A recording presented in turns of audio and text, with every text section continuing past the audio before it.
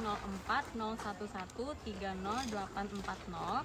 Saya merupakan guru di MTSN 8 Banjar, Kalimantan Selatan, sekaligus mahasiswa PPG dalam jabatan batch 3 tahun 2025 di LPTK UIN Antasari Banjarmasin, Kalimantan Selatan. Saya akan melaksanakan uji kinerja pembelajaran yang merupakan salah satu rangkaian menyelesaikan program PPG ini. Dan ini adalah bukti pendaftaran uji kinerja saya. Saya melaksanakan video pembelajaran ini pada hari Selasa, tanggal 7 Oktober 2025 untuk siswa kelas 8 di MTSN 8 Banjar tahun ajaran 2025-2026 dengan materi ketentuan zakat. Berikut adalah videonya, selamat menyaksikan. Assalamualaikum warahmatullahi wabarakatuh. Waalaikumsalam warahmatullahi wabarakatuh. Selamat pagi. Pagi. Apa kabar? Baik. Oke, sebelum kita mulai pembelajaran, silakan rapikan dulu pakaiannya, siapkan alat tulisnya, perhatikan sekelilingnya jika masih ada sampah, ambil dan buang ke tempat saja. Alhamdulillah, hari ini kembali lagi di kelas Ibu. Semoga kita semua semangat dan sehat agar ilmu yang didapatkan hari ini dapat diterima dengan baik dan bermanfaat. Untuk mengawali kegiatan pembelajaran kita pada hari ini, marilah kita bersama-sama membaca doa yang dipimpin oleh ketua kelas. Silakan. Mulai. Hari ini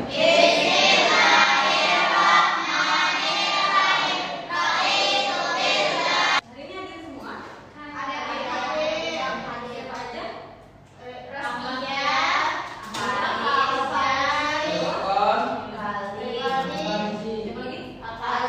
Siapa lagi? Ada lagi? Kabarnya apa? Oke. Bagi yang sakit kita doakan semoga cepat sembuh dan bisa kembali sekolah seperti biasa. Belajar? Kelas 8 deh. Kelas 8 deh. Kelas 8 deh. Apa kabarnya? Siapkah kalian untuk belajar? Semangat semuanya, dengar dengan seksama, murid kelas 8 deh semuanya.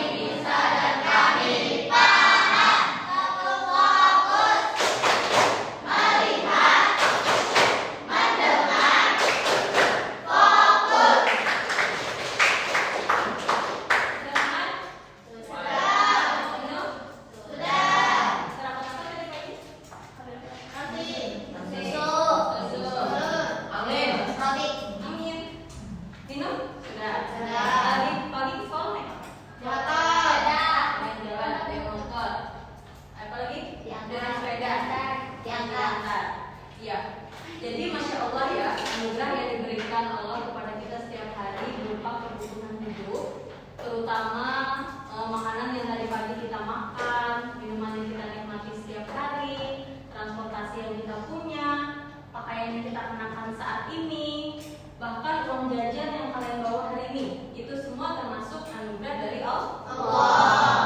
Nah, dalam hal harta benda, Allah itu menganugerahkan kepada hamba-hambanya dengan porsi yang berbeda-beda. Ada yang dikasihnya banyak, bahkan yang banyak sekali. Ada yang dikasihnya sedang, bahkan ada juga yang dikasihnya dalam jumlah yang lebih sedikit. Kenapa begitu? Kenapa beda-beda? Itu dimaksudkan sebagai ujian dari Allah. Bagi yang dikasihnya banyak, kita harus apa?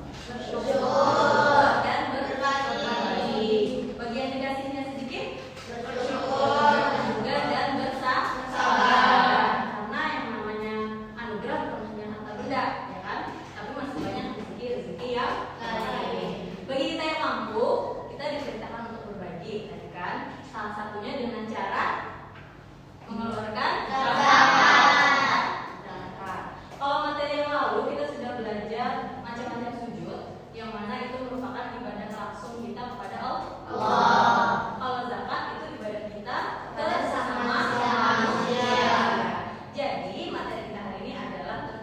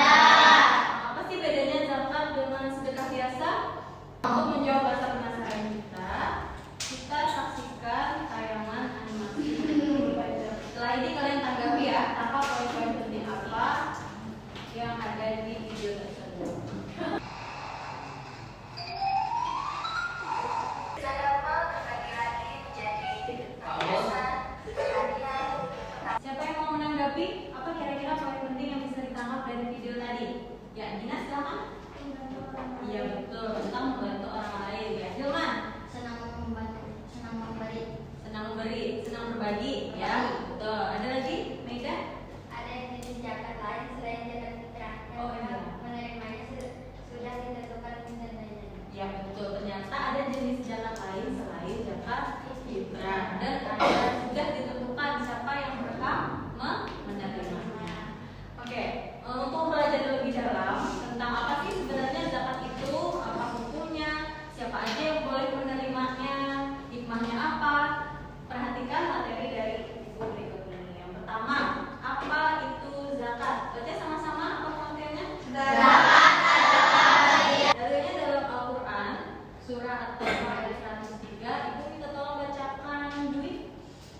أعوذ بالله من الشيطان الرجيم بسم الله الرحمن الرحيم خذ من أموالهم صدقة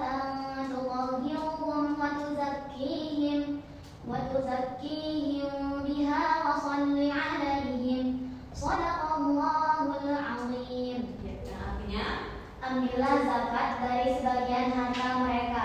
Dengan zakat tersebut, engkau membersihkan dan mensucikan mereka. sekarang ada soal cerita. Silahkan kalian siapkan HP-nya. Dalam hitung zakat sebenarnya kita bisa aja menggunakan kalkulator manual ya. Cuman karena sekarang kan zaman sudah canggih, kita bisa memanfaatkan kalkulator zakat berbasis web. Beberapa lembaga sudah menyediakan kalkulator zakat ini, tapi di sini kita gunakan kalkulator milik Basnas. Kalian buka aja Google, ketik kalkulator zakat, pilih yang Basnas. Uangnya 50 juta. Terus emasnya 40 gram, tapi nilainya saat ini 2 juta. Berarti kalikan dulu. Hasilnya berapa? 80 juta. Isi di sini 80 juta. 50 juta. Kendaraan rumah aset lain tidak dibahas di soal. Terus jumlah hutang juga nol, karena jumlah hutang itu mengurangi ya. Nah, langsung klik aja hitung. Nah, muncul kan? Berapa zakatnya? 3.250.000. Ya, 3.250.000. Andainya kita isi di bawah nisab. Nah, zakatnya nol. Kenapa nol? Karena tidak mencapai. Ya, karena belum mencapai nisab. Ya, Jaki, ini Jaki. Apa yang terjadi jika kita tidak mau bayar zakat? Oh iya, nice. Pertanyaannya bagus. Apa yang terjadi kalau kita tidak mau bayar zakat? Zakat hukumnya apa tadi? Wajib. Karena wajib, kalau tidak dikerjakan artinya berdosa. Alkisah di suatu desa, katakanlah nama beliau Pak Umar. Pak Umar ini seorang pedagang kaya raya, punya banyak toko dan sawah. Tapi beliau tidak mau berbagi. Kalau tetangga ada minta bantuan, beliau bilangnya gini, ini hasil usahaku sendiri, tidak bisa untuk dibagi. Memang hartanya akhirnya banyak ya, menumpuk. Tapi lama-kelamaan masalah mulai datang nih, gagal panen, ya, sawahnya diserang hama, terus tokonya dirampok, anaknya sering sakit, walaupun sudah berobat ke mana-mana. Nah, akhirnya Pak Umar sadar bahwa ternyata harta yang ditumpuk ini mendatangkan masalah. Lalu Pak Umar sadar dan membawa harta yang didapatkan ke masjid serta berbagi ke tetangga. Jadi kesimpulannya untuk menjawab pertanyaan Jaki, harta itu seperti air yang menggenang. Ya, bagaimana air yang menggenang? Kalau dibiarkan terlalu lama akan jadi sarang nyamuk, mendatangkan penyakit, akan bau. Sama seperti itu juga harta. Kalau dia dibagikan, dia seperti air sungai yang mengalir berkah dan bermanfaat. Paham Jaki? Ada lagi pertanyaan? Satu lagi boleh? Ya, Bagaimana cara zakat membersihkan hati kita? Oke, bagaimana cara zakat membersihkan hati kita? Tadi salah satu hikmah zakat membersihkan hati kita dan jiwa. Jadi anggap aja hati kita itu seperti kaca, ya, seperti kaca. Kalau kita terlalu menumpuk harta, lama-kelamaan hati kita itu menjadi berdebu. Debunya berupa rasa sombong, pelit, iri dengan hartanya yang lebih banyak.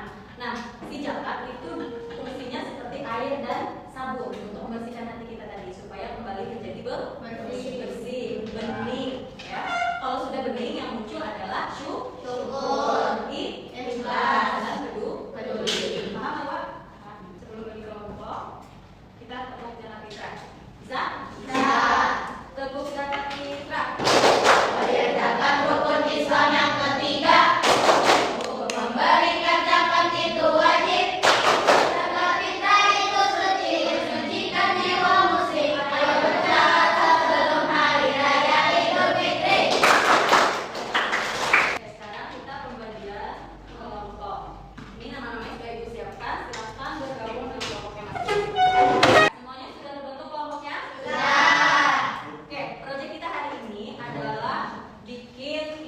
filosofis, ya.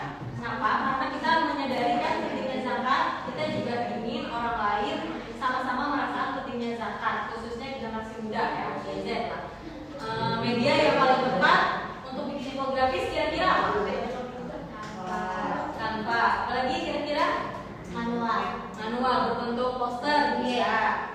Bisa dengan Canva ataupun aplikasi sejenis lainnya. Bisa kan ya? Bisa. Kalau ada kesulitan bisa tanyakan ibu. Ini efek APD-nya. Mau kelompok pakai Canva atau ada yang manual? Manual. Pakai manual. Untuk poster. Ya boleh. Kalau memang sukanya menggambar, boleh gunakan manual. Bisa bikin desainnya dari awal. Tapi kalau kesulitan bisa pakai template orang lain, tapi tetap harus ada unsur yang diubah. Ya, bentuknya, warnanya, yang paling penting isi materinya sesuaikan dengan sumber yang relevan yang kalian dapat. Paham? Pilih dulu template-nya. Materinya mau apa? Tentang apa? Penyaluran zakat. Penyaluran zakat. Kita gantian biar semua punya pengalaman mengenai desainnya. Ada kesulitan? Santai aja, tidak perlu buku. Majunya sama-sama kan? Ya. Jadi bisa dibagi tugasnya buat keluarga di situ. Tidak sesuatu salah, nanti dibantu kalau ada kesulitan. Oke?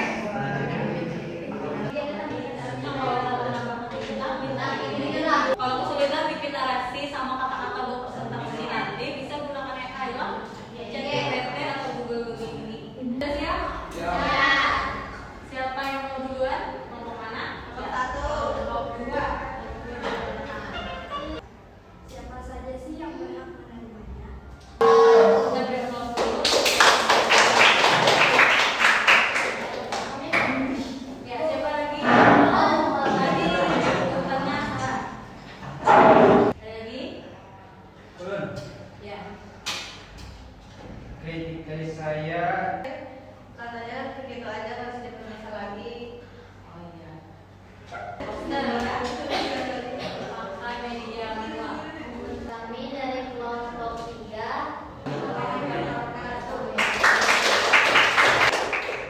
Oke, sudah semua ya? sudah Alhamdulillah produknya bagus-bagus. Ya. Kalian sudah mengerti bagaimana penggunaan aplikasi digital. Kalian juga sudah mengerti bagaimana cara menyampaikan pesan, baik yang manual ataupun yang digital. Tiap kelompok punya kelebihan dan kekurangan masing-masing. Tadi sudah banyak juga diberikan masukan dan saran. Kelompok 4 yang manual mungkin bisa dikasih pesan yang lebih kuat bahwa sabun yang waktunya kotor jadi bersih itu kurang ini, perbedaannya kurang nampak. Kalau memang konsepnya mau minimalis, mau gelap ya nggak masalah. Cuman font memang penting untuk diperbesar lagi ya, biar pesannya sampai. Terus untuk beberapa golongan mungkin bisa ditambahkan contoh, bisa dikasih contoh pos jakatnya itu di mana? Ya, kelompok 1 ya. Secara keseluruhan sudah bagus semua, sudah pintar bagaimana mengaplikasikannya. Kita beri tepuk tangan dulu. Presentasi kelompok sudah selesai. Kita akan melakukan penilaian ini dulu, tapi sebelum itu kembali ke tempat duduk masing-masing. Kita SBB dulu. Ya, silakan berdiri.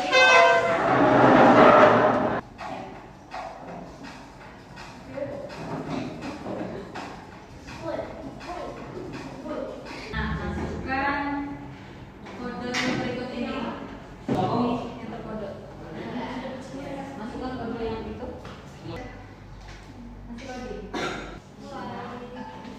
Oke, 3, 2, 1.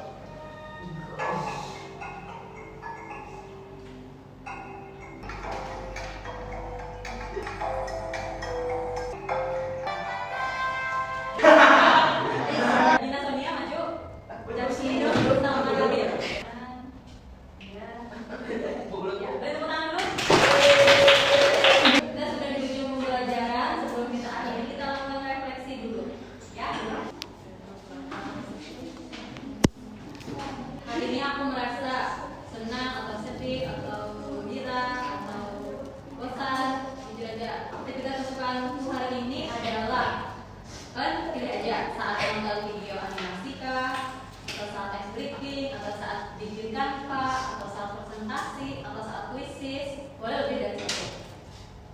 Terus hal baru yang aku pelajari hari ini dari materi yang ibu sampaikan tadi, hikmah zakat zakat. Yang terakhir, esok hari aku ingin lebih baik lagi dalam hal mendengarkan boleh, dalam hal presentasi boleh, dalam hal bikin tanpa boleh. Pokoknya ingat-ingat yang tadi kita pelajari. Alhamdulillah kita sudah masuk di ujung pembelajaran. Sebelum kita tutup, kita simpulkan dulu. Siapa yang bersedia menyimpulkan apa yang sudah kita dapat hari ini? Boleh. Sarah? Zakat ternyata rukun itu wajib. Terus terbagi menjadi dua, ada zakat fitrah dan zakat mal. Terus penerimanya ada 8 golongan. Yang menambahkan selain Sarah? Ya, Dwi. Menggunakan Canva bermanfaat untuk menggunakan desain grafis secara mudah berkat fitur template dan antar. Iya, ternyata banyak sekali manfaat dari infografis yang dibikin melalui Canva. Nah, nanti setelah pulang, biar lebih bermakna produk kita hari ini upload di sosmed masing-masing. Ya, karena tujuan kita tadi kan memang untuk memberikan pemahaman yang menarik dan secara visual enak dilihat untuk masyarakat, khususnya generasi muda, terutama Gen Z ya kalian saat ini. Jadi biar tidak tersimpan begitu aja, biar nanti ada yang merespon, ada yang memberi komentar lebih bisa untuk penyempurnaan produk kita di pertemuan berikutnya. Jadi intinya zakat itu sangat penting untuk diri kita maupun untuk orang lain yang membutuhkan. Ingat, sholat itu ibadah kita kepada Allah, ibadah ke atas ya, vertikal, hubungan langsung kita dengan Allah yang disebut dengan hablum minallah. Sedangkan zakat itu ibadah ke samping atau horizontal, ibadah kita kepada sesama manusia, kepada umat muslim ya, disebut juga hablum minallah, hablum minanas. Zakat itu merupakan bentuk gotong royong kita sesama muslim ya, untuk membantu kesejahteraan umat Islam. Oke? Pertemuan berikutnya kita bahas apa lagi? Setelah sholat, zakat, pertemuan berikutnya rukun Islam yang keempat, puasa. Belajar di rumah. Kalau ada yang ingin ditanyakan, tanyakan langsung dengan ibu di pertemuan yang akan datang. Oke, untuk mengakhiri pertemuan kita kali ini, kita ucapkan alhamdulillah. Sebelum tutup, mari kita bersama-sama berdoa. Silakan pimpin ketua kelas doanya. Doa dimulai.